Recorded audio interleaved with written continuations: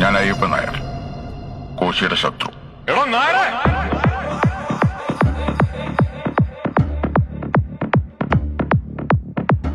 സാറിനവിടെ കൃഷിയാണോ?